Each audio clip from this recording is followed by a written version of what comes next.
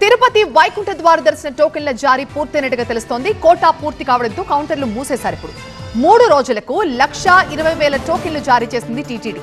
రోజుకి 40,000 చొప్పున టోకెన్లు జారీ చేసింది టీటీడీ. 13వ తేదీ నుంచి తిరిగి మళ్లీ కూడా టోకెన్లు జారీ చేసింది.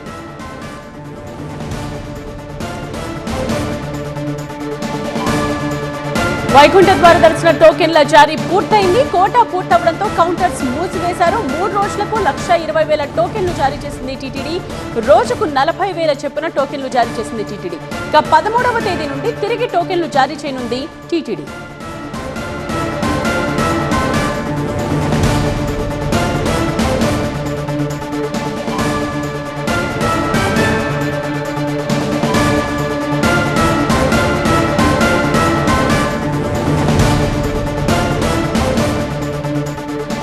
మా ప్రతినిధి రాజు లైవ్ లో మరింత సమాచారం అందిస్తారు. రాజు, మీరు బేకరీ మరియు స్వీట్ బిజినెస్ చేస్తూ ప్రతి నెల లక్షల్లో సంపాదించాలి అనుకుంటున్నారా?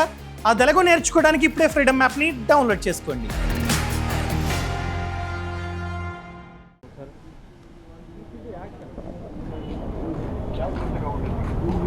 ఒకటి, ఇప్పటికే వైకుంఠ ద్వార దర్శనానికి సంబంధించి 1,20,000 టోకెన్లు పూర్తి కావడంతోనే టోకెన్లన్నీ కూడా ఖాళీ చేశారు. పూర్తిగా కౌంటర్లు, అన్ని కౌంటర్ల దగ్గర కూడా పూర్తిగా మూసివేసిన పరిస్థితి కనిపిస్తుంది. భక్తులు కొంతమంది లోకల్స్ ప్రత్యేకించి వచ్చి వెనక్కి వెళ్ళిపోతున్నారు. 1, 10, 11, 12 ఈ 3 రోజులకు సంబంధించిన బట్టి టోకెన్లు 1,20,000 రోజువారీగా 40,000 టికెట్లను టీటీడీ జారీ చేస్తుంది.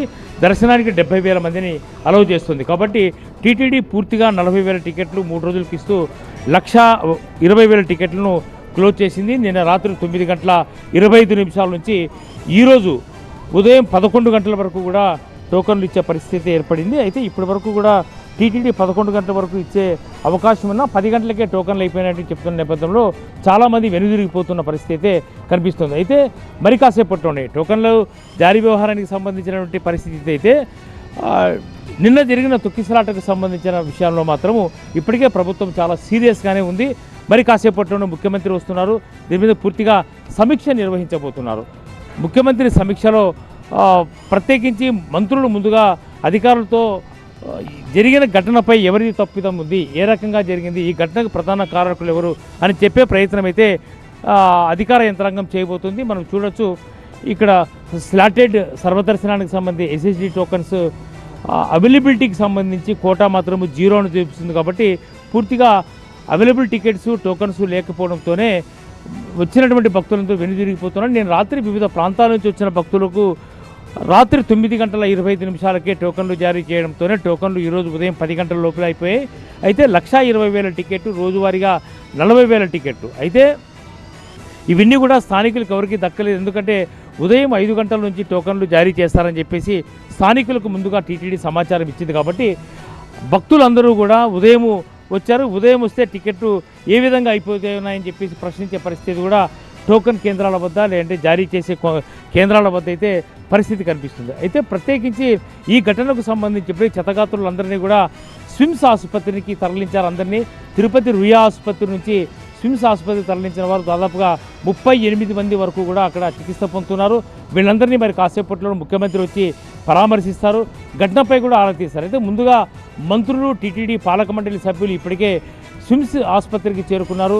అసలు ఘటనకు ప్రధాన కారణం ఏంటి అన్న దానిపై ఆరా తీసే ప్రయత్నం చేస్తున్నా అసలు సమగ్రమైనటువంటి విచారణకి ఇప్పటికే ఆదేశించినట్టుగా ఈవో కూడా స్పష్టం చేశారు. కాబట్టి మరి ముఖ్యమంత్రికి ఏ నివేదిక ఇవ్వబోతోంది? ఇప్పటికే ఒక ప్రాథమిక నివేదిక ప్రభుత్వానికి టీటీడీ పంపింది.